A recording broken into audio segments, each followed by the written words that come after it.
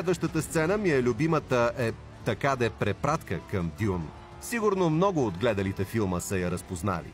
Не само заради пясъчната sci-fi битка с черни футуристични костюми и космически кораби, която уж снимат за филма във филма Metal Storm, но и заради саундтрака, който се чува в бекграунда.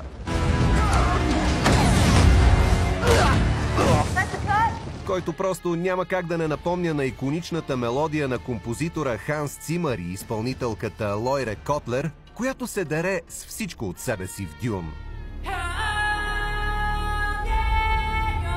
Знам защо у нас го превеждат Метал Штурм, нали, освен заради пълните глупости, които често се правят с превода на чуждестранните заглавия, но да, и за това може да говорим някой път. Иначе, през 83-та в Холивуд наистина пускат филм с такова заглавие – Metal Storm – The Destruction of Jared Zinn, но той просто е поредното Star Wars wannabe и е абсолютна тъпотия.